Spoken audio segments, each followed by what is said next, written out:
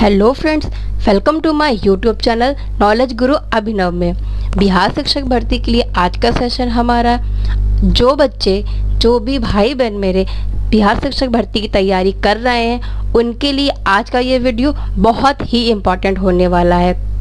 आज आपके लिए हमारा पहला प्रैक्टिस सेट है जो कि SCERT के सिलेबस के अकॉर्डिंग दिया हुआ है। SCERT के जितने भी प्रश्न बनते हैं उसको हमने आज अपने प्रैक्टिस सेट में मेंशन किया हुआ है आप सभी के लिए। तो हम स्टार्ट करते हैं। हमारा पहला प्रश्न है,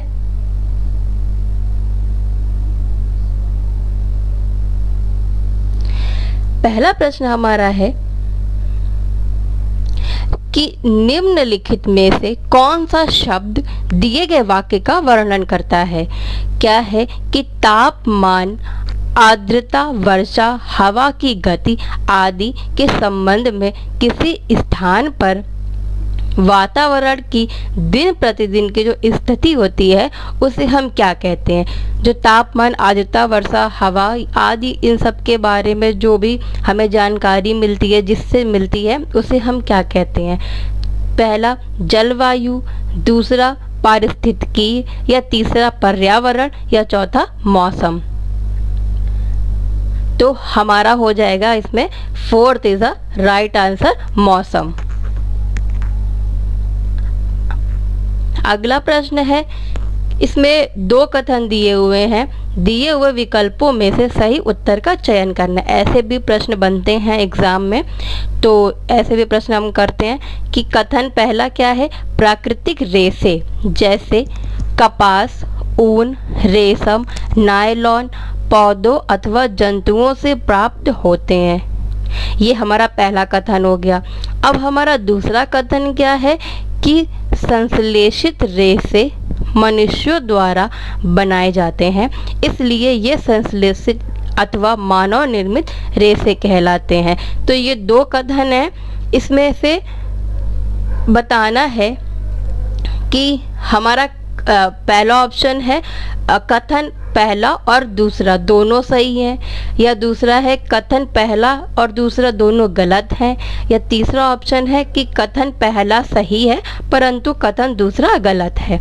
चौथा क्या दिया हुआ है कि कथन पहला गलत है परंतु कथन दूसरा सही है।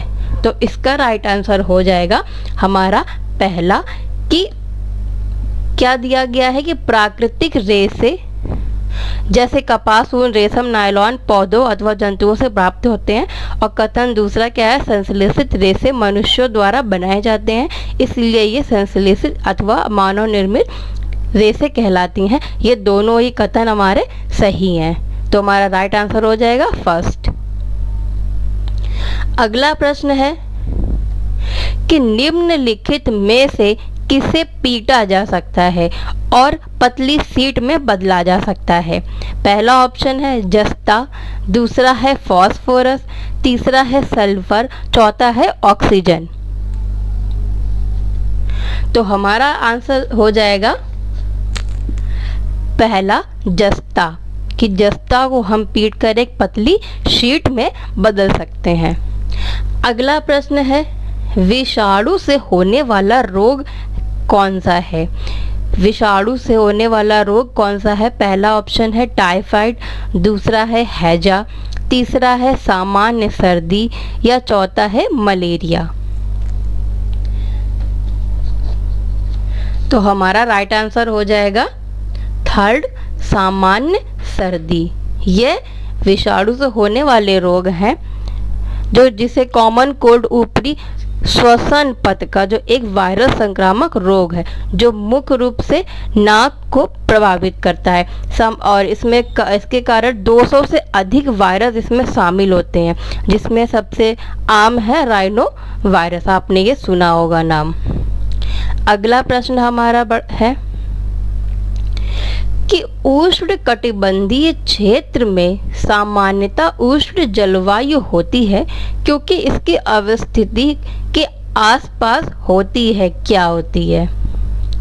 पहला, आसपास क्या होती है, ध्रुवों पर, या दक्षिणी गोलार्ध पर, या तीसरा ऑप्शन है उच्च ऊंचाई पर, या चौथा है भूमध्य रेखा पर।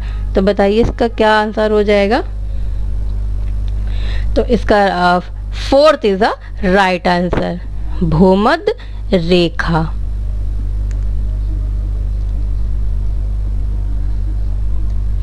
अगला प्रश्न है कि समुद्र और महासागरों की गहराई को मापने के लिए किस उपकरण का उपयोग किया जाता है। समुद्र और महासागरों की गहराई को मापने के लिए किस उपकरण का प्रयोग करते हैं। तो ऑप्शन हो जाएगा इसका ग्रेवोमीटर या फैदोमीटर, दूसरा ऑप्शन, तीसरा है जाइरोस्कोप, चौथा है डिलोटोमीटर।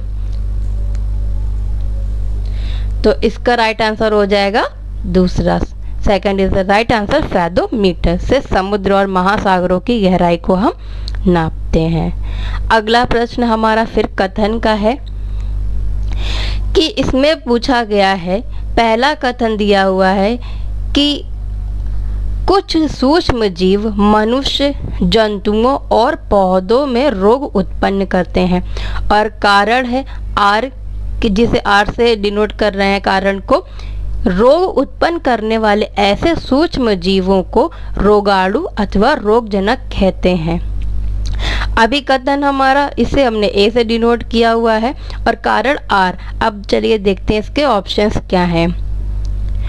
ऑप्शंस हैं कि ए और आर दोनों सही हैं, और आर जो है ए की सही व्याख्या करता है।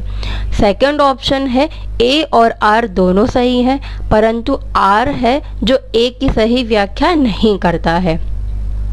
अगला ऑप्शन हमारा थर्ड है, ए सही है परंतु आर गलत है, और चौथा है ए गलत है परंतु आर सही है। तो इसका राइट आंसर हो जाएगा पहला, ए और आर दोनों सही हैं, और आर जो है ए की व्याख्या करता है। देख लेते हैं क्या है कि आर व्याख्या कर रहा है क्या, कुछ सूक्ष्मजीव मनुष्य, जंतुओं और पौधों में रोग उत्पन्न करते हैं।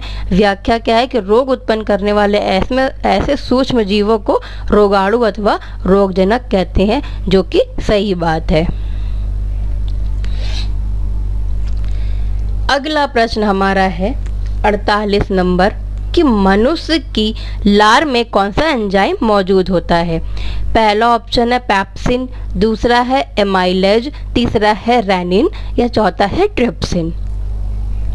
तो इसका हम राइट आंसर क्या होगा, इसका राइट आंसर हो जाएगा एमाइलेज। अगला प्रश्न हमारा है 49 नंबर कि लाखों कंप्यूटर नेटवर्क का एक विशाल नेटवर्क डैश का गठन करता है। किसका गठन करता है, इसमें फिल क्या करेंगे। पहला ऑप्शन है इंटरनेट, दूसरा है उपग्रह, तीसरा है इलेक्ट्रॉनिक उपकरण, या चौथा है ईमेल।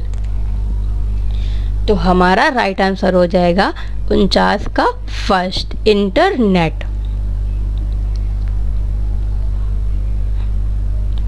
अगला प्रश्न है 50 नंबर कि राज्यसभा के 1/3 सदस्य सेवानिवृत्त होते हैं। ठीक है, तो इसके क्या ऑप्शंस हैं कि हर साल होते हैं, कि हर 2 साल में होते हैं, अगला ऑप्शन है कि हर 3 साल में, या चौथा है हर 4 साल में।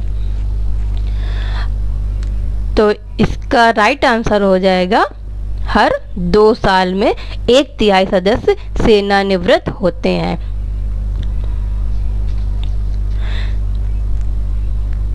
अगला प्रश्न है, ये इसमें भी 2 वक्तव्य दिए हैं, जो एक को अभिकथन, एक को कारण कह रहे हैं इसमें। और इसका चलिए देखते हैं क्या है अभिकथन कि मनुष्य सहित सभी जंतु भोजन बनाने में असमर्थ हैं, और कारण क्या है कि मनुष्य अपना भोजन पौधों अथवा जंतुओं या दोनों से ही प्राप्त करते हैं। तो इसके ऑप्शंस देखते हैं। पहला ऑप्शन क्या है, ए और आर दोनों सही हैं, और आर जो है ए की सही व्याख्या करता है। सेकंड ऑप्शन है ए और आर दोनों सही हैं, और आर ए की सही व्याख्या नहीं करता है। तीसरा ऑप्शन है ए सही है परंतु आर गलत है। चौथा है ऑप्शन हमारा ए गलत है परंतु आर सही है। अब इसका क्या आंसर हो जाएगा राइट आंसर? इसका राइट आंसर हो जाएगा सेकंड। राइट आंसर हो जाएगा सेकंड कि ए और आर दोनों सही हैं और आर जो है ए की सही व्याख्या नहीं कर रहा है। अगला प्रश्न है हमारा, अगले प्रश्न की ओर। 52 नंबर का प्रश्न है, बक्सर के युद्ध में अंग्रेजी सेना का नेतृत्व किसने किया था? बक्सर के युद्ध में अंग्रेजी सेना का जो नेतृत्व किया था वह है हमारे कौन होंगे? Option first Lord Clive, second Vansittart, या तीसरा है हेक्टर मुनरो, या चौथा है आयर कोट। तो इसका राइट आंसर क्या होगा? राइट आंसर हो जाएगा हमारा थर्ड हेक्टर मुनरो। अगला प्रश्न है हमारा, गिरनार पहाड़ियां निम्नलिखित में से किस राज्य में स्थित है? हिमाचल प्रदेश, ऑप्शन सेकंड है गुजरात, थर्ड है राजस्थान, या फोर्थ है उत्तराखंड। इन चारों में गिरनार की पहाड़ियां जो हैं वे कहां पर स्थित हैं? तो इसका राइट आंसर हो जाएगा गिरनार की पहाड़ियां गुजरात में स्थित हैं, जिसे रेवतक पर्वत के भी नाम से जाना जाता है। ये गुजरात के जो जूनागढ़ जिले में पहाड़ों का एक समूह भी है, जिसे हम गिरनार की पहाड़ियां कहते हैं। अगला प्रश्न है हमारा 54 नंबर, शहीदी दिवस निम्नलिखित में से किस सिख गुरु से संबंधित है? ऑप्शन फर्स्ट है गुरु गोविंद सिंह, ऑप्शन सेकंड है गुरु तेग बहादुर, ऑप्शन थर्ड है गुरु हरि राय, या ऑप्शन फोर्थ है गुरु रामदास। तो इसका राइट आंसर क्या होगा? इसका राइट आंसर हो जाएगा सेकंड। शहीदी दिवस गुरु तेग बहादुर जी से संबंधित है कि किस लिए संबंधित है कि इस्लाम इन्होंने स्वीकार नहीं किया था। इसके बाद मुगल राजा औरंगजेब जो थे उसके आदेश पर इनका सिर काटवा दिया गया था, ताकि इन्होंने इस्लाम कबूल नहीं किया था। इसलिए इनके नाम से ये शहीदी दिवस मनाया जाता है। कब मनाते हैं? 24 नवंबर को शहीदी दिवस मनाते हैं। अगला प्रश्न है कि इनमें से किस नदी का उद्गम भारतीय सीमा से नहीं होता है? कि इनमें से किस नदी का जो उद्गम है वो भारतीय सीमा से नहीं होता है। तो हम इसका क्या हो जाएगा आंसर? ऑप्शंस आपके ये हैं कि पहला महानदी, दूसरा ब्रह्मपुत्र, तीसरा रावी, चौथा चिनाब।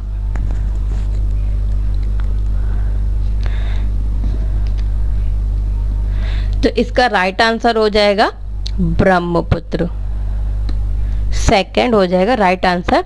अब ब्रह्मपुत्र का जो उद्गम स्थल वो है तिब्बत में। अगला प्रश्न है हमारा कि भूमंडलीय ताप वर्धन में कौन सी गैस प्रमुख रूप से जिम्मेदार है? जो भूमंडलीय ताप बढ़ रहा है किसके कारण बढ़ रहा है, उसके जिम्मेदार कौन सी गैस है? तो ऑप्शन हमारा पहला है कार्बन डाइऑक्साइड, ऑप्शन दूसरा है कार्बन मोनोऑक्साइड, या तीसरा नाइट्रस ऑक्साइड, या चौथा है नाइट्रोजन पैराऑक्साइड।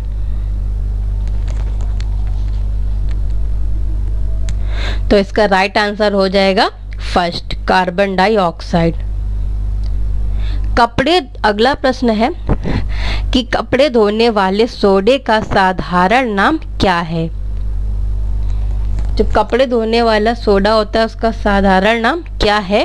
पहला है ऑप्शन कैल्शियम कार्बोनेट, दूसरा कैल्शियम बाइकार्बोनेट, तीसरा सोडियम कार्बोनेट, या चौथा सोडियम बाइकार्बोनेट। तो इसका राइट आंसर हो जाएगा सोडियम कार्बोनेट। अगला है प्रश्न हमारा 58 नंबर कि फल एक परिपक्व डैश है, क्या है? पहला परागकोश, दूसरा वर्तिकाग्र, तीसरा परागकण, चौथा अंडाशय। तो फल एक क्या है?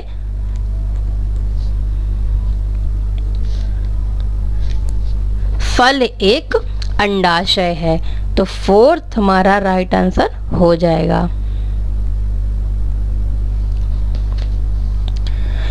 अगला प्रश्न है 59 नंबर कि बांदीपुर अभ्यारण्य किस राज्य में स्थित है।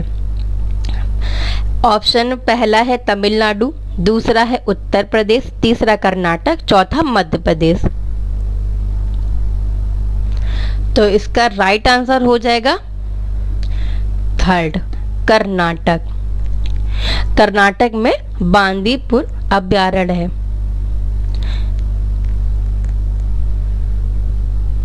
अगला प्रश्न हमारा 60 नंबर है कि गांधी जी ने 60 नंबर प्रश्न हमारा है, गांधी जी ने 1919 में सत्याग्रह आंदोलन किसके विरोध में किया था। जो गांधी जी ने सत्याग्रह आंदोलन किया था वो किसके विरोध में था। ऑप्शन पहला रॉलेट एक्ट, दूसरा नमक कानून, या तीसरा 1909 में एक्ट के विरोध में, या चौथा है जलियांवाला बाग नरसंहार के विरोध में। तो इसका राइट आंसर हो जाएगा फर्स्ट, रॉलेट एक्ट के विरोध में। अगला प्रश्न हमारा फिर कथन के ऊपर ही है, तो हम इसकी क्या करते हैं, स्टार्टिंग की कुछ लाइनें हटा देते हैं, सीधे कथन पढ़ेंगे। कथन है बलुई मृदा सुवातित होती है। कारण है बलुई मृदा के कण छोटे होते हैं। तो ये हमारा प्रश्न है कि इसमें कथन है ए, बलुई मृदा सुवातित होती है, कारण दिया हुआ है बलुई मृदा के कण छोटे होते हैं। तो इसके ऑप्शन देख लेते हैं। पहला ऑप्शन है ए और आर दोनों सही हैं और आर ए की सही व्याख्या करता है। सेकंड ऑप्शन है ए और आर दोनों सही हैं परंतु आर जो है ए की सही व्याख्या नहीं कर रहा है। तीसरा है ए सही है परंतु आर गलत है। चौथा ए गलत है परंतु आर सही है। तो इसे पढ़िए और बताइए कि क्या होगा। तो हमारा इसका राइट आंसर हो जाएगा फर्स्ट, ए और आर दोनों सही हैं और आर ए की सही व्याख्या करता है। माफ कीजिए, इसका फर्स्ट नहीं होगा, इसका होगा थर्ड। थर्ड होगा कि ए सही है परंतु आर गलत है। आर क्यों गलत है कि आर इसलिए गलत है, जो रेत के कण होते हैं वो काफ़ी बड़े होते हैं और इसमें दिया हुआ है कि कण छोटे होते हैं। तो ए सही है परंतु आर गलत है कि बलुई मृदा सुवातित होती है परंतु बलुई मृदा के कण बड़े होते हैं ना कि छोटे। अगला प्रश्न हमारा 62 नंबर है, यह भारत का सबसे ऊंचा बांध है। इनमें से कौन सा सबसे ऊंचा बांध है भारत का। तो ऑप्शन पहला है राणा प्रताप सागर, दूसरा भाखड़ा नागल, तीसरा दामोदर घाटी, चौथा है टिहरी बांध।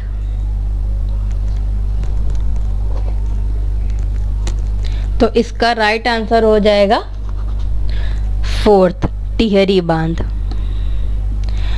अगला प्रश्न है 63, टेलीग्राफ यानी तार का आविष्कार किसने किया। ऑप्शन पहला मार्कोनी, दूसरा गैलीलियो, या तीसरा सैमुअल मॉर्स, या चौथा कोल्ट। तो इसका राइट आंसर हो जाएगा सैमुअल मॉर्स। इन्होंने टेलीग्राफ का आविष्कार किया था।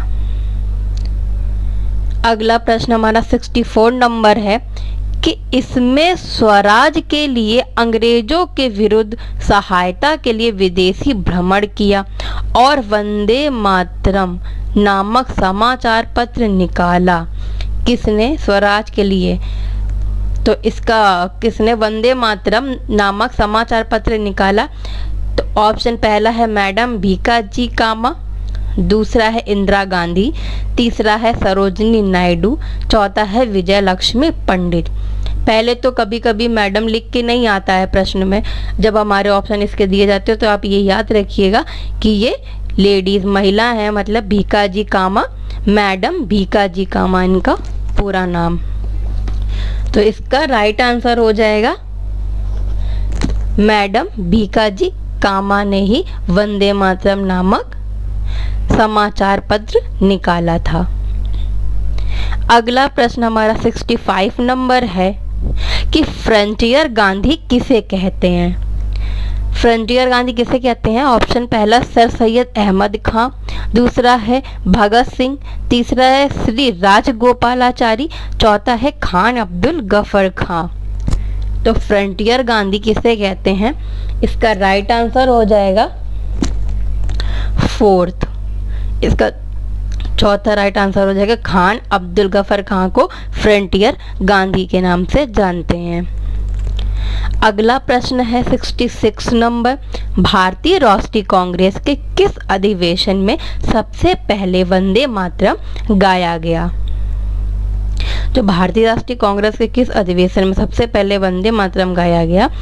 तो वह ऑप्शन है 1892, सेकंड है 1896, थर्ड है 1904, फोर्थ है 1886 यानी 1892, दूसरा 1896, तीसरा 1904, चौथा है 1886।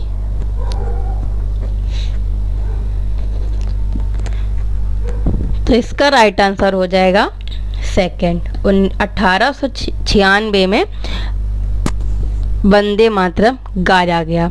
वंदे मातरम लिखा किसने था? वंदे मातरम गीत की रचना जो की थी बंकिम चंद्र चटर्जी ने संस्कृत में की थी। अगला प्रश्न हमारा 67 नंबर है, हमारे शरीर की सबसे मजबूत मांसपेशियां कौन सी होती हैं? ऑप्शन फर्स्ट है आंख की मांसपेशियां, सेकंड है हृदय की मांसपेशियां, थर्ड है फेफड़े की मांसपेशियां, फोर्थ है गर्दन की मांसपेशियां। तो इन चारों में हमारे शरीर की सबसे मजबूत मांसपेशियां कौन सी होती हैं? तो हमारा राइट आंसर हो जाएगा सेकंड, हृदय की मांसपेशियां सबसे मजबूत होती हैं। अगला प्रश्न भी कथन बेस्ड है कि इसमें दो कथन दिए हैं और दोनों कथनों को हमें पढ़ के बताना है कौन सा सही है कौन सा गलत है। तो पहला कथन है कि दस्त एक घातक बीमारी नहीं है, और दूसरा कथन दिया गया है कि दस्त के कारण शरीर से जल एवं लवण की क्षति हो जाती है। तो इसके ऑप्शंस क्या हैं? पहला ऑप्शन है कथन पहला और दूसरा दोनों सही हैं। दूसरा है कथन कि पहला और दूसरा दोनों गलत हैं। थर्ड ऑप्शन है कथन पहला सही है परंतु कथन दूसरा गलत है। और चौथा ऑप्शन है कि कथन पहला गलत है परंतु कथन दूसरा सही है। तो इसका राइट आंसर हो जाएगा चौथा, कि कथन पहला गलत है परंतु कथन दूसरा सही है।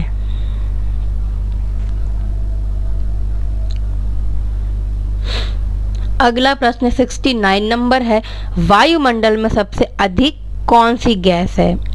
तो वायुमंडल में सबसे अधिक कौन सी गैस है? ऑप्शन पहला ऑक्सीजन, दूसरा आर्गन, तीसरा हाइड्रोजन, चौथा नाइट्रोजन। तो वायुमंडल में जो गैस सबसे ज़्यादा है वह है नाइट्रोजन, जो 78% है। अगला प्रश्न हमारा 70 नंबर, किस दुर्घटना में कल्पना चावला की मौत हो गई? पहला अपोलो, सेकंड ऑप्शन कोलंबिया में, तीसरा ईगल, चौथा वोस्टोक। तो कल्पना चावला की जो मौत हुई थी वह किस दुर्घटना में हुई? वह थी कोलंबिया में। तो option second is the right answer. अगला हमारा प्रश्न है 71 नंबर, कि भारत में सर्वाधिक वर्षा वाला स्थान कौन सा है? ऑप्शन पहला नामची सिक्किम, दूसरा है चुरू राजस्थान, या तीसरा है मौसिनराम मेघालय, चौथा है चंबा हिमाचल प्रदेश। तो इसका राइट आंसर हो जाएगा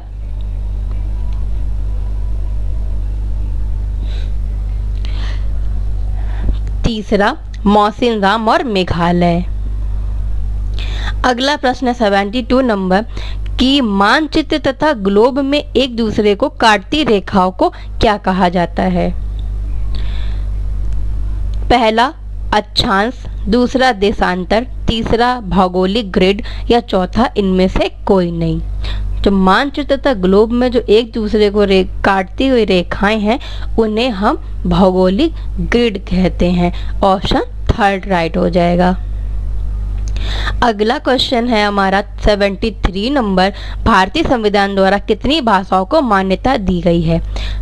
option first 21, second 17, third option है 22 या चौथा 24।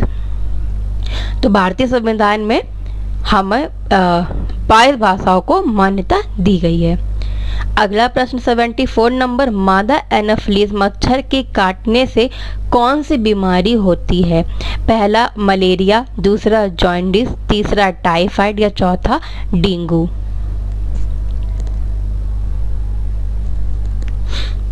तो मादा एनाफिलीज मच्छर के काटने से होता है डेंगू। तो fourth is the right answer, जो कि मलेरिया प्लाज्मोडियम नामक परजीवी से होता है। अगला है 75 नंबर क्वेश्चन है, नालंदा विश्वविद्यालय की स्थापना किस शताब्दी में हुई थी?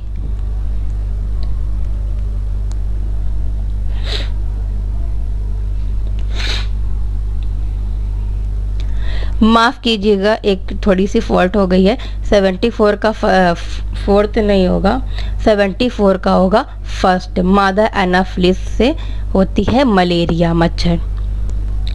अगला प्रश्न हमारा है 75 नंबर कि नालंदा विश्वविद्यालय की स्थापना किस शताब्दी में हुई थी?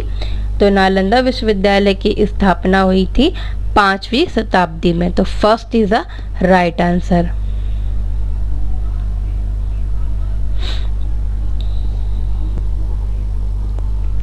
अगला प्रश्न है, बिहार की कौन सी पर्वतारोही ने माउंट एवरेस्ट की चोटी पर विजय प्राप्त की?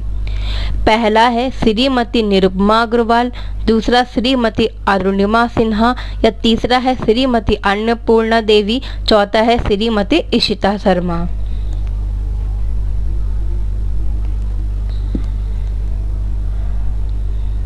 तो इसका राइट आंसर हो जाएगा श्रीमती निरुपमा अग्रवाल।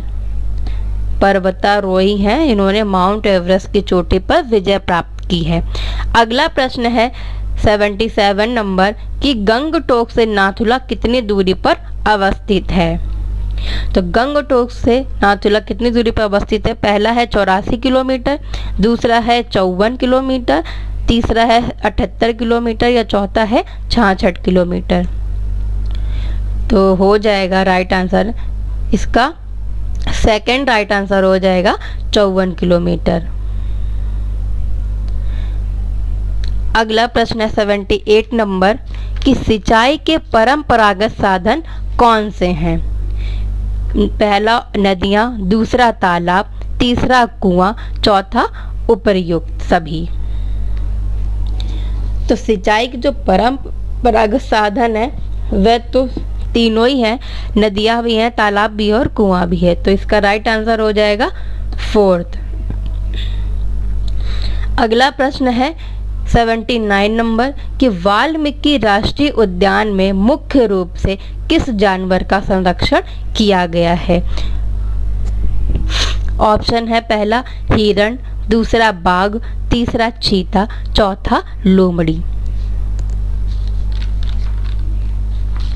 जो वाल्मीकि राष्ट्रीय उद्यान है उसमें किस जानवर का संरक्षण किया गया है? जो कि वाल्मीकि राष्ट्रीय उद्यान बिहार का एकमात्र राष्ट्रीय उद्यान भी है। तो यहाँ पर हमारा हो जाएगा बाघ। Second is the right answer, बाघ। अगला क्वेश्चन है हमारा कि 80 नंबर मच्छर मनुष्यों को कैसे ढूंढ लेते हैं? पहला है मनुष्यों के शरीर की गंध से, दूसरा ऑप्शन है अपनी अवरक्त आंखों से, तीसरा ऑप्शन है अपने पंखों की फड़फड़ाहट से या चौथा है मनुष्यों के शरीर की हलचल से। तो इसका राइट आंसर क्या होगा? मच्छर मनुष्यों को उनके शरीर के गंध से पहचान लेते हैं। तो first is the right answer. अगला प्रश्न है 81 नंबर कि पाल वंश के किस शासक ने विक्रमशिला विश्वविद्यालय की स्थापना की। तो इसके ऑप्शंस, पहला ऑप्शन है धर्मपाल, दूसरा है रामपाल, तीसरा है गोपाल, चौथा है कुमारपाल। तो पाल वंश की जो विक्रमशिला विश्वविद्यालय की स्थापना है वह की है धर्मपाल ने। तो first is the right answer, हमारा पहला सही हो जाएगा। अगला प्रश्न 82 नंबर है कि थार रेगिस्तान में अर्धचंद्राकार बालू के स्तूप को क्या कहा जाता है। पहला ऑप्शन इसका बरखान, दूसरा माउंट, तीसरा प्लाया या चौथा सीफ।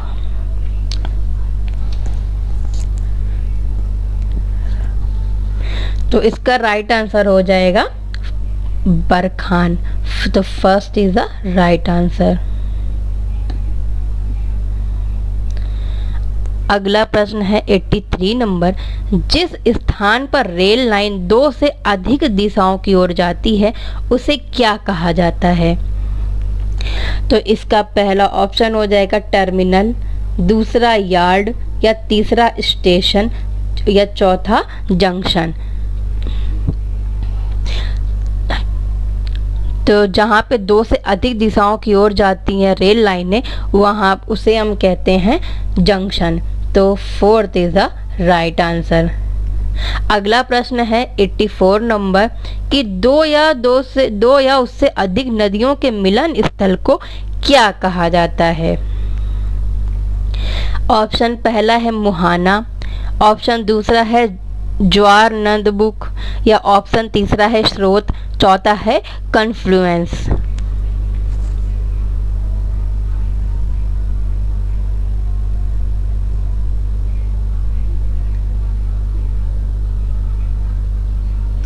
तो इसका राइट आंसर हो जाएगा चौथा कन्फ्लुएंस। जहाँ पे 2 या उससे अधिक नदियों का मिलन स्थल होता है उसे हम कन्फ्लुएंस या संगम भी कहते हैं। जैसे प्रयागराज में गंगा, यमुना एवं सरस्वती के संगम स्थित हैं। अगला प्रश्न है किस 85 नंबर कि किस भारतीय शहर को 7 द्वीपों का शहर कहा जाता है। किस भारतीय शहर को 7 द्वीपों का शहर कहा जाता है। तो इसका ऑप्शन है पहला मुंबई, दूसरा कोलकाता, तीसरा विशाखापत्तनम या चौथा चेन्नई।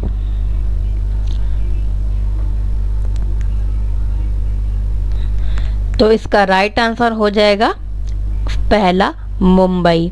तो मुंबई में भी गेटवे ऑफ इंडिया जो है वह मुंबई में स्थित है और मुंबई को भारत की आर्थिक राजधानी के भी नाम से जाना जाता है।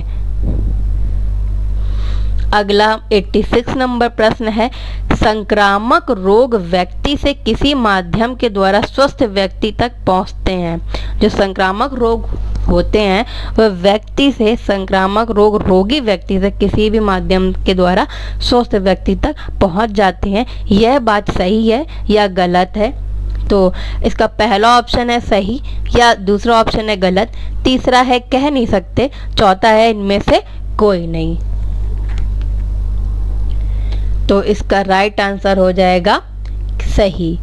सही हो जाएगा कि जो संक्रामक रोग वाले रोगी व्यक्ति होते हैं उनसे जो रोग होते हैं, उनसे जो कीटाणु होते हैं वह एक स्वस्थ व्यक्ति तक पहुंच जाते हैं। तो first is the right answer. अगला प्रश्न हमारा 87 नंबर है कि निम्नलिखित में से कौन सा जानवर 14 से 15 साल की आयु के बाद अपने झुंड को छोड़कर अकेले रहने लगता है। ऑप्शन पहला चीता, दूसरा बाघ, तीसरा हिरन या चौथा हाथी। तो इसका राइट आंसर हो जाएगा चौथा हाथी। हाथी जो होता है वो 14 से 15 साल की उम्र तक तो हाथियों के ही झुंड में रहता है, उसके बाद वह अलग हो जाता है। अगला प्रश्न है 88 नंबर कि चंपारण सत्याग्रह का जो नेतृत्व है वह किसने किया। ऑप्शन पहला राजेंद्र प्रसाद ने, या दूसरा पंडित नेहरू ने, तीसरा है सरदार पटेल ने, या चौथा है गांधी जी ने।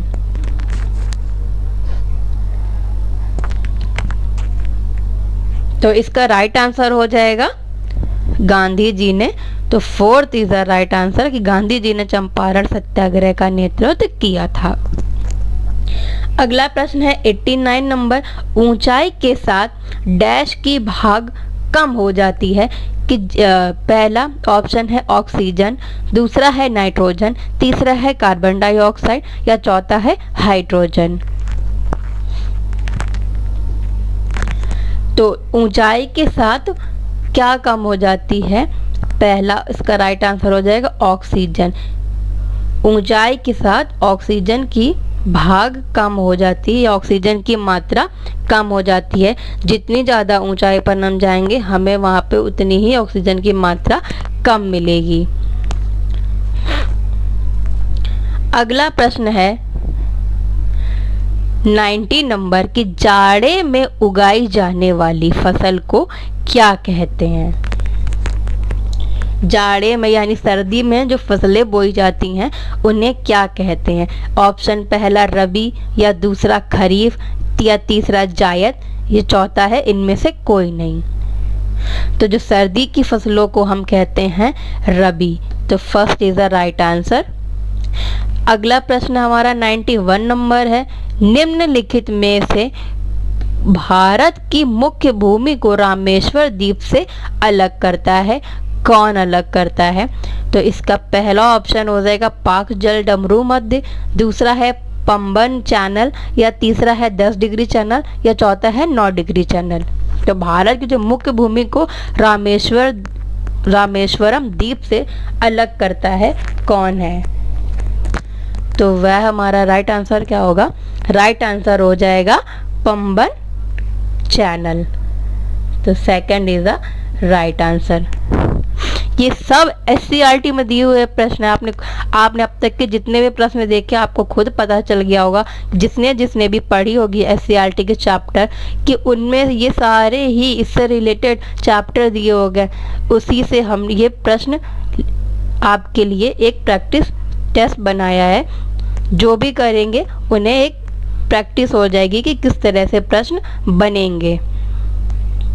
अगला प्रश्न क्या है 92 नंबर कि एक चक्रवात को दुनिया के विभिन्न हिस्सों में अलग अलग नामों से जाना जाता है और जापान में इसे क्या कहते हैं। भाई ये तो बात सही है कि जो चक्रवात तो एक होता है उसे दुनिया में अलग अलग नाम से जानते हैं अलग अलग जगहों पर, कि किसी को कहीं तूफान कहते हैं, उसी तूफान चक्रवात को कहीं वर्लपूल कह देते हैं, या उसी को कहीं फनल कहते हैं, उसे कहीं या टाइफून कहते हैं। तो इसके ऑप्शंस होंगे, पहला है फनल, दूसरा है वर्लपूल, तीसरा है ट्विस्टर, चौथा है टाइफून। तो जो चक्रवात की दुनिया के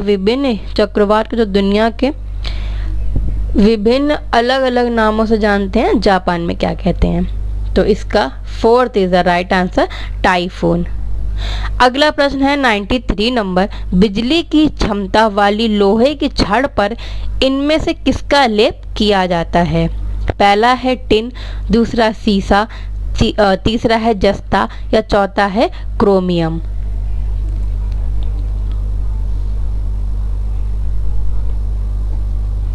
तो इसका राइट आंसर हो जाएगा तीसरा जस्ता।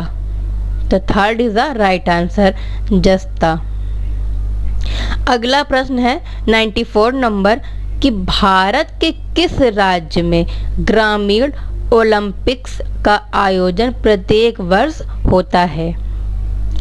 पहला ऑप्शन है हिमाचल प्रदेश, दूसरा पंजाब, तीसरा हरियाणा, चौथा उत्तर प्रदेश। तो इसका राइट आंसर हो जाएगा पंजाब। पंजाब में ग्रामीण ओलंपिक्स का आयोजन प्रत्येक वर्ष किया जाता है। अगला प्रश्न हमारा 95 नंबर है कि बैरोमीटर डैश मापता है, यानी बैरोमीटर किसे मापता है। ऑप्शन पहला है वायुमंडलीय दबाव को, दूसरा है रक्तचाप को, तीसरा है टायर प्रेशर को, या चौथा है ब्लड शुगर को।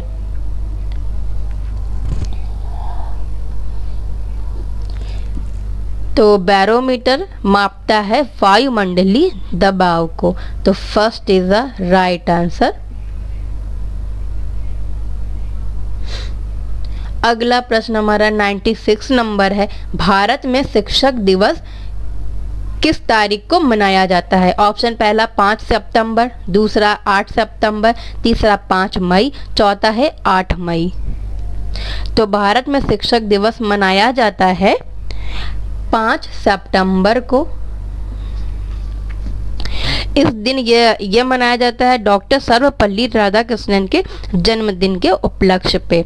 जो डॉक्टर सर्वपल्ली राधाकृष्णन थे वह भारत के पहले उपराष्ट्रपति थे और भारत के दूसरे राष्ट्रपति थे। याद रखिएगा, पहले थे उपराष्ट्रपति और दूसरे राष्ट्रपति थे। अगला प्रश्न हमारा 97 नंबर है कि बिहार में कितने जिले हैं। ऑप्शन पहला 40, दूसरा है 38, या तीसरा ऑप्शन है 30, चौथा है 45। तो बिहार के कितने जिले हैं, बिहार वालों को तो पता ही होगा। बिहार में जिले हैं 38। अगला प्रश्न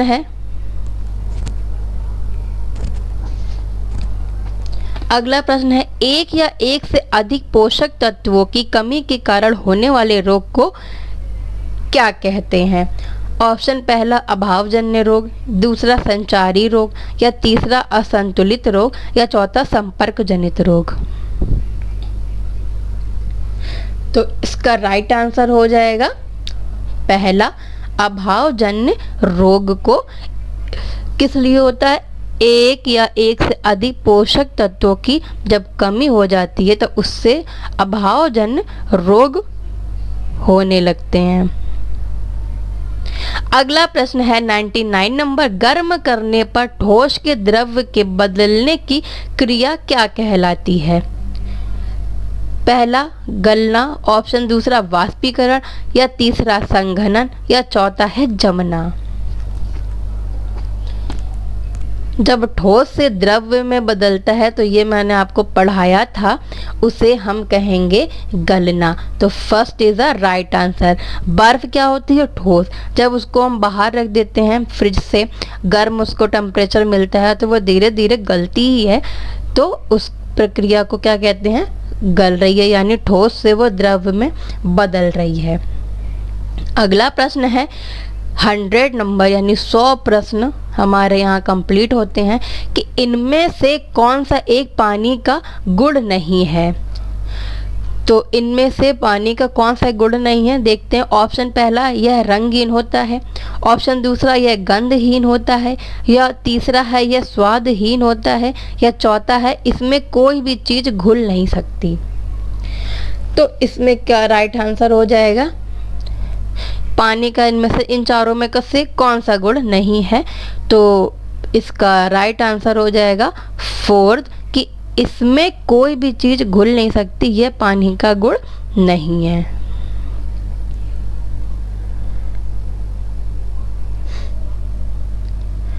अगला प्रश्न है हमारा 101 यानी 101 प्रश्न कि कोल्हुआ बिहार के प्रसिद्ध ऐतिहासिक स्मारक है।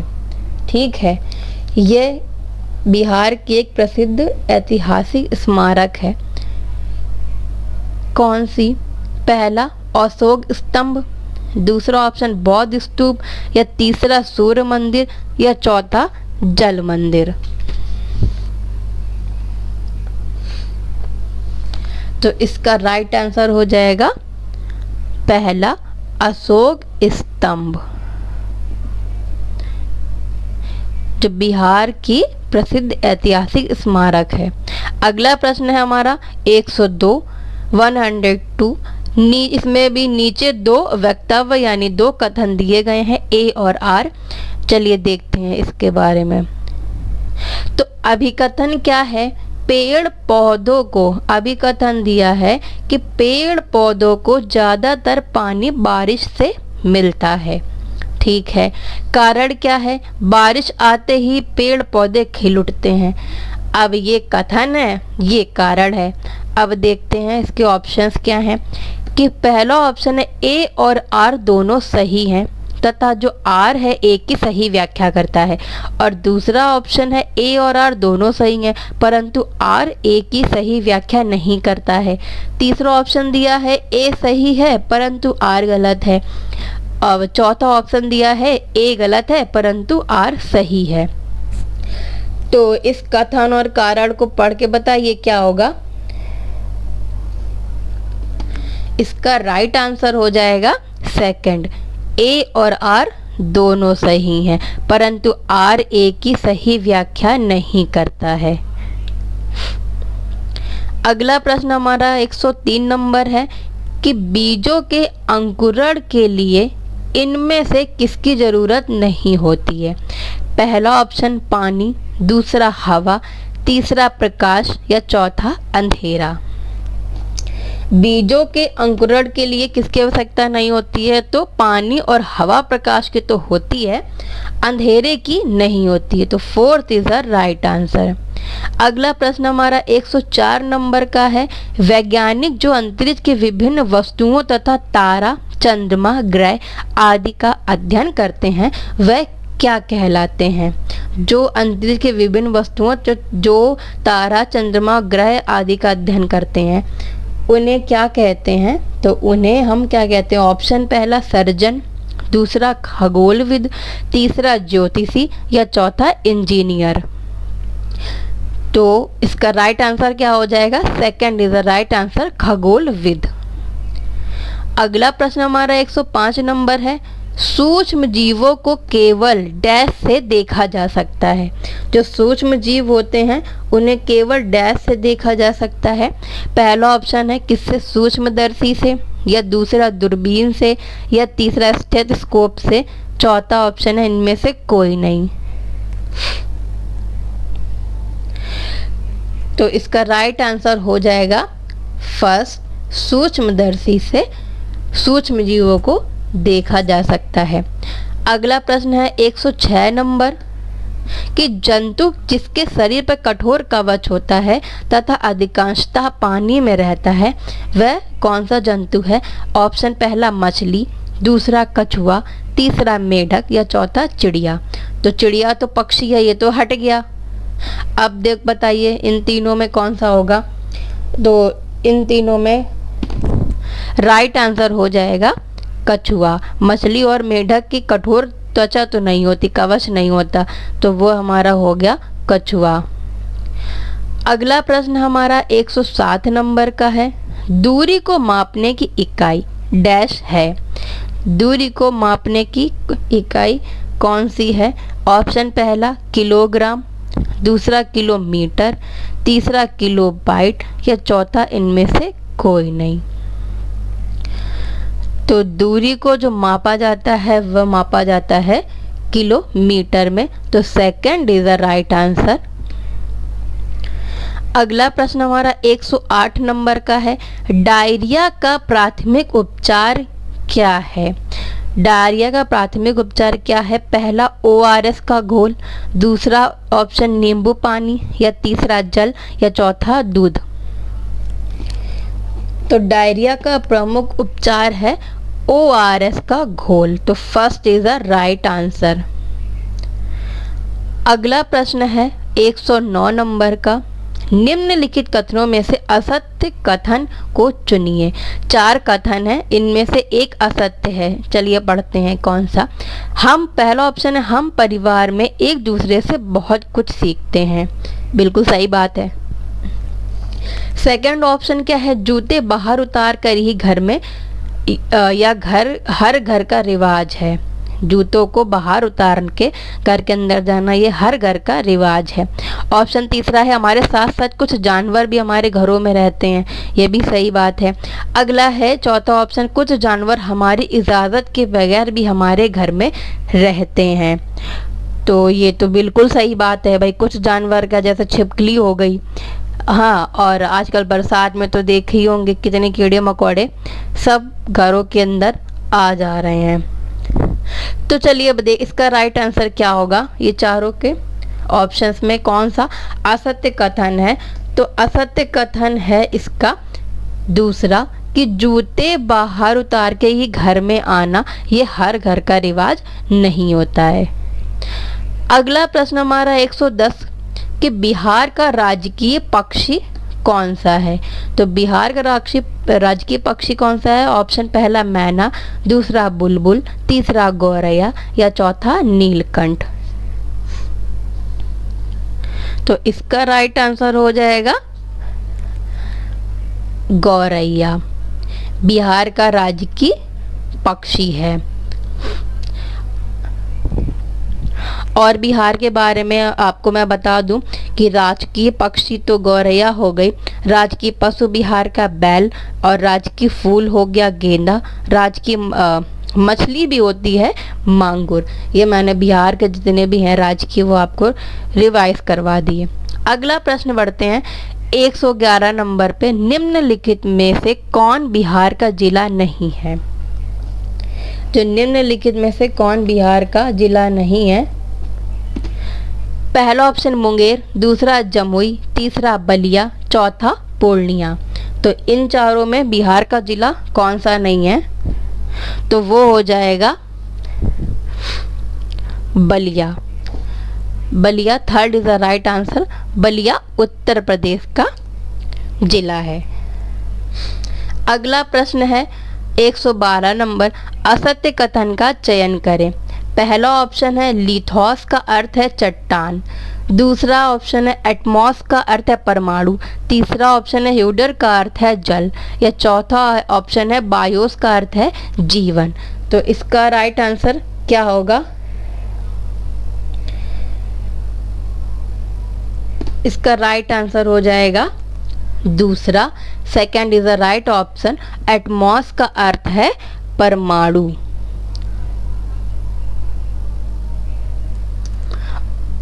और लिथोस का अर्थ होता है पत्थर, ना कि चट्टान। एटमॉस का अर्थ होता है वाष्प, और इसका ह्यूडर का एटमॉस का अर्थ होता है वाष्प।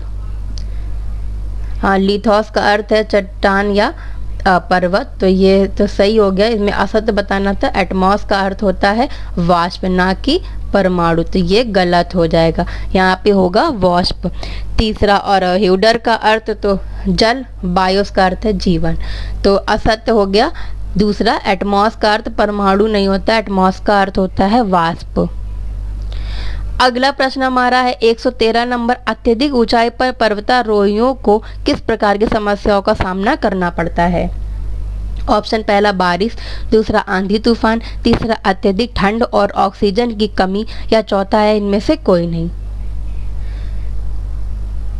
तो अत्यधिक ऊंचाइयों पर पर्वतारोहियों को इनमें से किसी भी तरह की समस्याओं का सामना नहीं करना पड़ता है कि नहीं करना पड़ता है, करना पड़ता है, क्या होगा बताइए? तो इसका option fourth is the right answer. इन तीनों का ही सामना करना पड़ता है, बारिश का भी, आंधी तूफान का भी, और अत्यधिक ठंड और ऑक्सीजन की कमी का भी। अगला प्रश्न है 114 नंबर, सिक्किम राज्य की मुख्य नदी कौन सी है? सिक्किम राज्य की मुख्य नदी कौन सी है? ऑप्शन पहला गंडक, दूसरा नर्मदा, तीसरा तिस्ता, या चौथा कावेरी। तो इसका राइट आंसर हो जाएगा तिस्ता।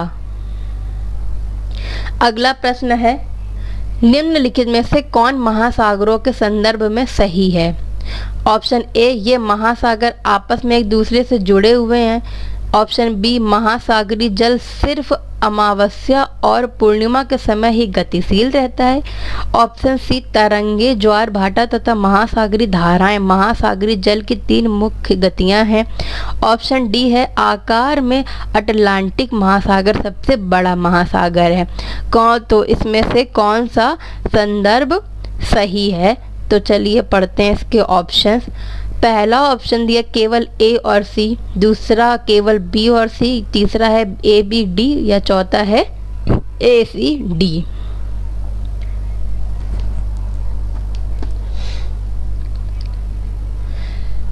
तो देखिए, ये महासागर आपस में एक दूसरे से जुड़े हुए हैं, तो ये बात तो सही है। ठीक है, महासागर जल सिर्फ अमावस और पूर्णिमा के समय गतिशील रहते हैं, ये गलत है। तीसरा है, तरंग, ज्वार भाटा, महासागरीय धाराएं, महासागरीय जल की 3 मुख्य गतियां हैं, ये भी सही है। और चौथा जो है, आकार में अटलांटिक महासागर सबसे बड़ा है, तो ये गलत है। तो हमारा राइट आंसर हो जाएगा पहला, केवल ए और सी ही सही हैं, बाकी के 2 गलत हैं। अगला प्रश्न हमारा 116 नंबर, शेर शाह का मकबरा किस शहर में है? तो शेर शाह का मकबरा किस शहर में है? ऑप्शन पहला पटना, दूसरा भागलपुर, तीसरा गया, चौथा सासाराम। तो शेर शाह का जो मकबरा है वो है सासाराम में। Option 4 is the right answer. अगला हमारा 117 नंबर का प्रश्न है, सौर कुकर की दीवारें किस रंग की होती हैं? ऑप्शन पहला लाल, दूसरा पीला, तीसरा काला या चौथा हरा।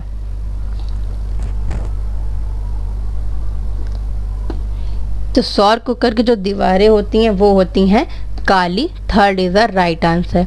अगला प्रश्न 118 नंबर का, समुद्र मार्ग से विश्व का चक्कर लगाने वाला प्रथम व्यक्ति कौन था?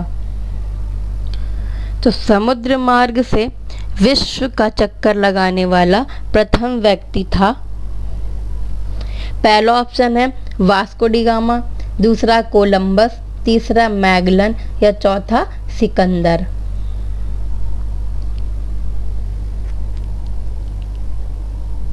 तो इसका राइट आंसर हो जाएगा Magellan. 3rd is the right answer. अगला प्रश्न है 119 नंबर का, नीचे दिए कथनों पर विचार करना है और कूट की सहायता से सही उत्तर का चयन करना है। चलिए पढ़ते हैं इसको।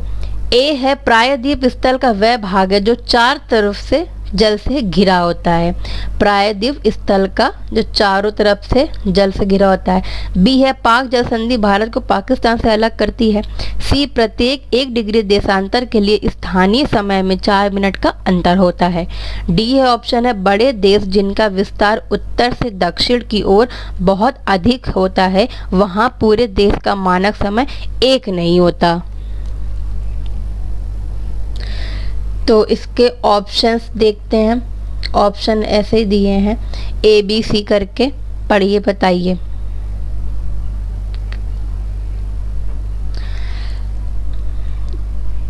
तो इसका राइट आंसर हो जाएगा 4th, सी और डी। सी क्या है, पाक प्रत्येक 1 डिग्री देशांतर के लिए स्थानीय समय में 4 मिनट का अंतर होता है, ये बात सही है। और प्रत्येक देश जिनका विस्तार उत्तर से दक्षिण की ओर बहुत अधिक होता है, वहाँ पूरे देश का जो मानक समय 1 नहीं होता है। तो ये 4th is the right answer. अगला प्रश्न हमारा है और अंतिम प्रश्न है 120 नंबर का, कि ककोलत जलप्रपात बिहार के किस जिले में स्थित है? ककोलत जलप्रपात बिहार के किस जिले में स्थित है? पहला नवादा, दूसरा कैमूर, तीसरा रोहतास, चौथा है नालंदा। तो इसका राइट आंसर हो जाएगा ककोला जलप्रपात बिहार के नवादा में स्थित है। तो ये हमारे कुछ प्रश्न थे प्रैक्टिस सेट आपके लिए SCERT बेस्ड। आपने इसे देख के आपको खुद ही पता चल गया होगा कि ये कितने इम्पोर्टेंट हैं। कुछ भी अलग नहीं है, जितने आपने चैप्टर पढ़े होंगे अब तक का SCERT में, उस सभी से प्रश्न बने हैं। तो ऐसे ही प्रैक्टिस सेट के लिए आप वीडियो को लाइक कीजिए और इन्हें शेयर भी करिए। तब तक के लिए पढ़ते रहिए और हमारे चैनल को सब्सक्राइब करिए। बेल आइकन दबाना बिल्कुल भी ना भूलें ताकि आने वाली वीडियो आप तक पहले पहुंचे। धन्यवाद।